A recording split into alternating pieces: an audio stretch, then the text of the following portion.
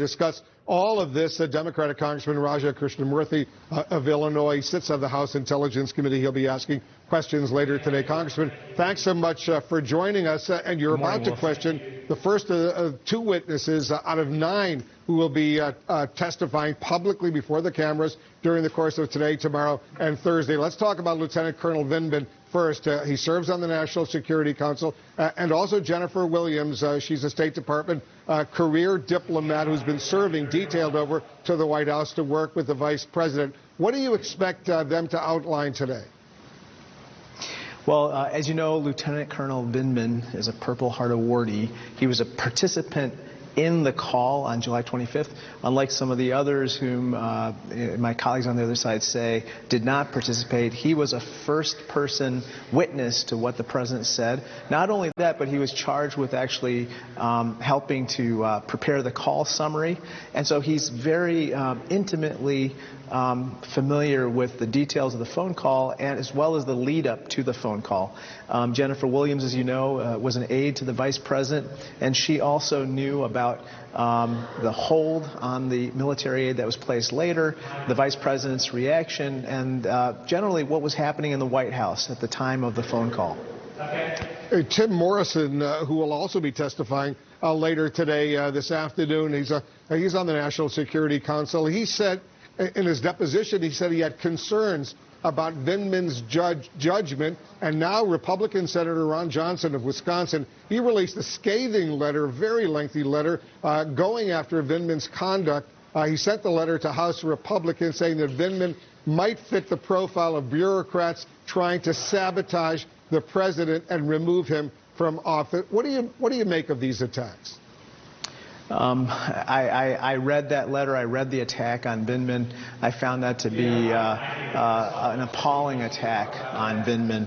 You know, a lot of these folks are going after Vindman merely because he disagrees with the president.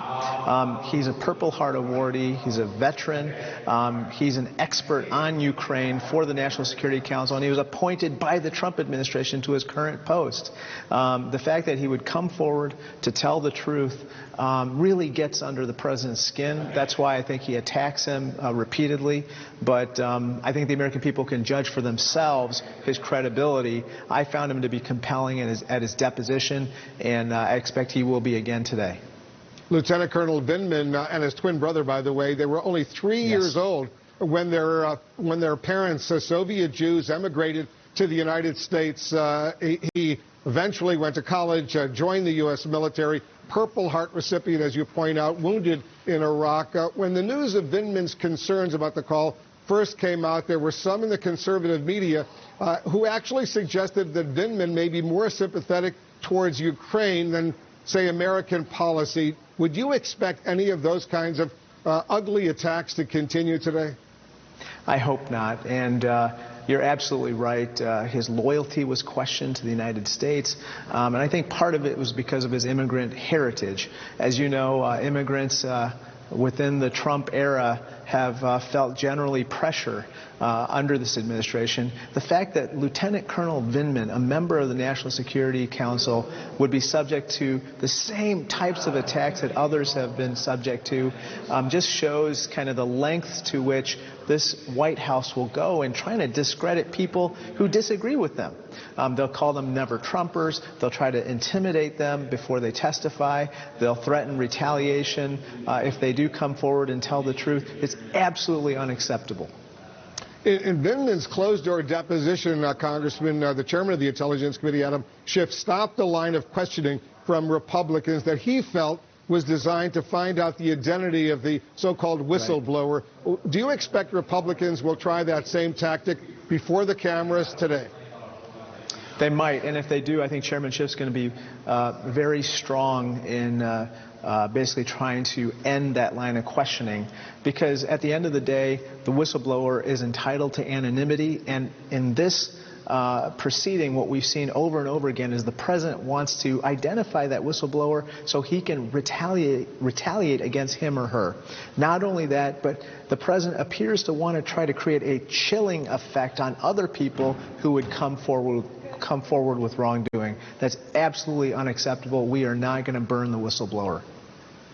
Oh, there we see Lieutenant Colonel, by the way, Congressman Lieutenant Colonel Vindman arriving up on Capitol Hill. He's dressed, obviously, in his military uniform. He'll be testifying shortly. We'll watch that very closely. He's now walking in like everyone else who enters the House of Representatives, one of the office buildings. He'll go through security, briefly go through security, and then he'll go into a holding room and await the start of this hearing. I interrupted you, Congressman, but finish your thought. I just think that, any attempt to try to out the whistleblower will meet with stiff resistance from the chairman, who's been consistent and right in trying to end any kind of questioning to out the whistleblower. The American people created the whistleblower system so that rank and file members of the government can come forward with evidence of wrongdoing, okay? But it relies on the system protecting those whistleblowers, and if they wish for anonymity, to allow them to have that anonymity. In this particular case, the whistleblower requests to continue to be anonymous, even though he or she brought forward his or her complaint to the Inspector General, and we have to respect their wishes. All right, Congressman Raja Krishnamoorthi, thanks so much for joining us. We'll listen closely to not only your questioning, but all the questions and answers that are coming up. Appreciate it very much. Thank you so much. All right, so we're on top.